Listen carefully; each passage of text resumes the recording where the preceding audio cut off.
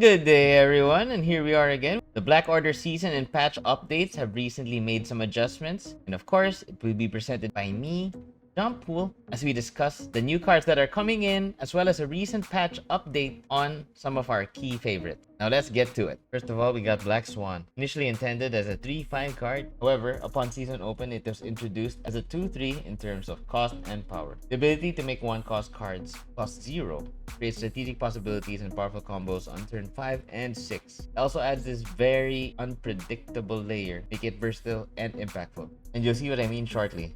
You can see here on turn 3, I put Storm, he puts Black Swan, blah blah yada yada yada. Turn 4, I put Shanna, move my Jeff to the right, and then, hold up, wait a minute, bam, he unleashes an army of Infinity Stones and Ant-Man to boot. He pumps Thanos, and that's only on turn 4. This card is madness.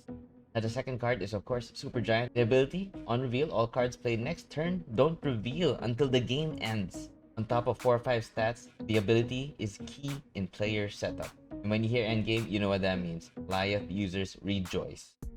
The great thing about this card is that it can be used to protect your cards, and it can disrupt opponent strategies as well, which is very key, particularly during turn 5 when Sarah, Legion, Lady Thor, Jane Foster, and etc. Now the third card that will be released on Feb 13 with stats of 410, and probably the one I am looking forward to the most, is Cull Obsidian. Cull Obsidian's 10 power and forgettable 1 cost requirement make it a versatile mid-game powerhouse. The only caveat here is that a 1 cost card requirement can make this predictable, but definitely still worth it with that amount of power. Now think about this, if you have Zabu, that's an easy 310 with an easy requirement combo. That is actually not a bad deal if you think about it. And for me, I definitely might spend some spotlight keys on this guy. Now next up, we got Corvus Glaive, who will have a release date of Feb 20. Stats will be 3-5 with an on reveal. Discard 2 cards from your main hand to get +1 energy. I think this is huge. He's like a cheaper Electro if you think about it.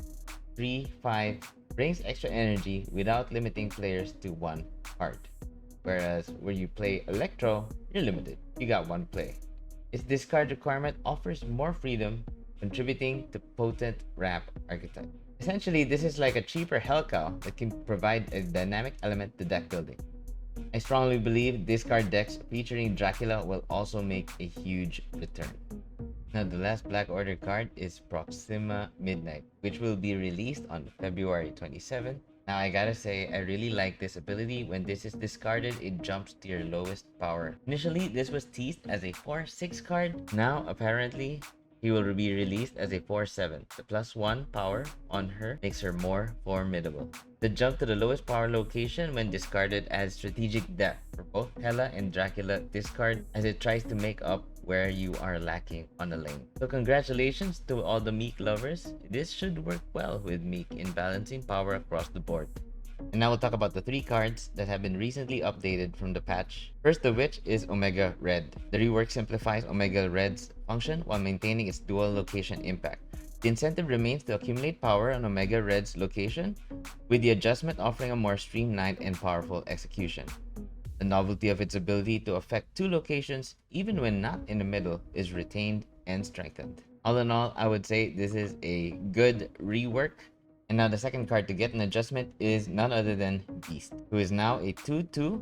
On reveal, return your other cards here to your hand. They cost 1 less next turn. Personally, I think this change is good. Less power for a cheaper cost is an acceptable trade-off. The change reflects a design philosophy to explore temporary cost reduction for cards, offering energy benefits without concentrating strength in repeated use. Time-sensitive discount adds a new layer of strategy, creating opportunities for exciting and strategic gameplay. Bounce, players rejoice, and Beast will definitely find a home in other deck archetypes. And last but not least, of course, we have the Helicarrier. I love this new ability. When you discard this, fill your hand with random cards. I mean, it's the friggin' Helicarrier. It should have a friggin' army inside. It's only natural when you discard it, you should really fill your hand. Personally, and I'm 100% biased here, I think this change is good. The change in effect provides a clear identity for the card. The reward of filling the hand with random cards is designed for fun unpredictability. I would say it can be a great buff and nerf to specific discard strategies, but it is a most welcome change.